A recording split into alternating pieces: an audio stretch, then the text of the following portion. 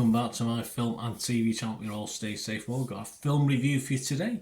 Yes, I think there's a fairly big budget for this, about 160 to 165 million dollars. So, is it money well spent? Well, we'll have a quick look at it anyway.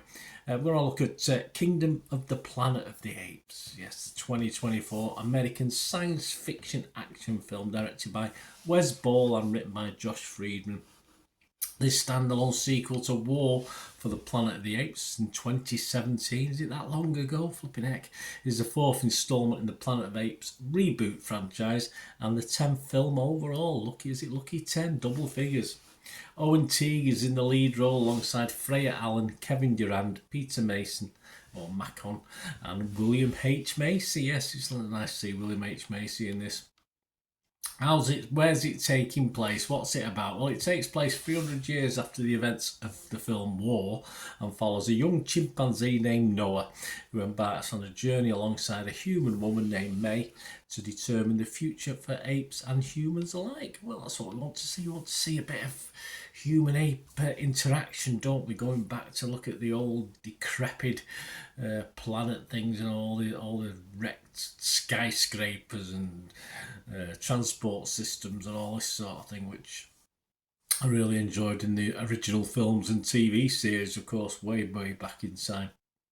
This premiered at the Chinese Theatre in LA. Yes, I've been there, not been in, been to see it on May the 2nd and was released in the United States on May the 10th. So check your territories because I'm doing this recording on May the 10th. So you might be able to get a little peek here now in the UK.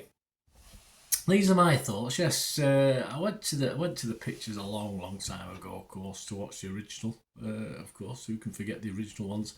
I found recent movies in the franchise to be okay, but for me, it's all about human and ape story now. We're rubbing off against each other and all various things. So, although it has featured, I think it's lost a little bit of that for me. And the ape-on-ape battles that start this little film, though obviously well put together, don't really excite me that much. As I said, I may as well be watching two human tribes battling it out with each other, so it doesn't impress me. But anyway, we get to see our first human about 48 minutes into the film. It's over 2 hours, don't forget, about 2 hours 15 minutes. And of course, on the hour we get to see plenty of humans and zebras, and it reminded me a bit of the original film as of course the apes are hunting down and trying to capture. Of course, there's one young lady they're after specifically, but obviously trying to capture these humans who are legging it all over the place. So obviously, echoes of the dim and distant past of the original film, of course. And that's what I liked about the original. That's what I liked. That's what I enjoyed about the original. As I said, the film and the TV series, just that sort of interaction. And from that point, of course, from about an hour in, all right, I didn't say I wasted an hour, but that's when it got a little more interesting for me from then on. And of course, a lot of complaints about the ending to this. I thought the ending was okay. I thought, yeah, it's obviously setting it up for something else, but yeah, I wasn't too down on the ending. Some people are.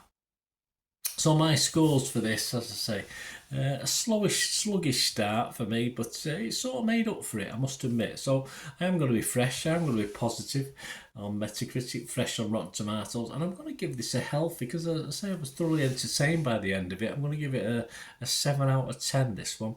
What about other people? What are other people thinking? Well, Rotten Tomatoes, 152 critics, 83% positivity, so they agree with me, which is nice.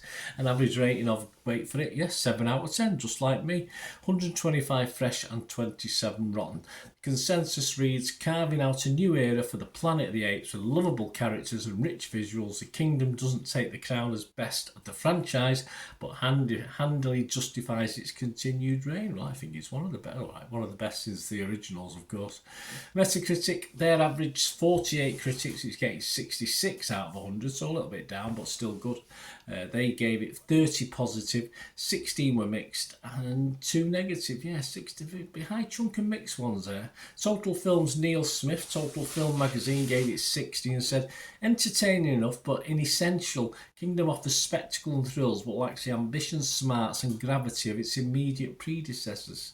Again, I slightly disagree. Helen O'Hara for Empire magazine gave it 60 as well. She said it's less action heavy than the last trilogy, inevitably more ape centric, but this is a promisingly chewy start for the latest series of simian thrillers. These apes are still strong, they certainly are.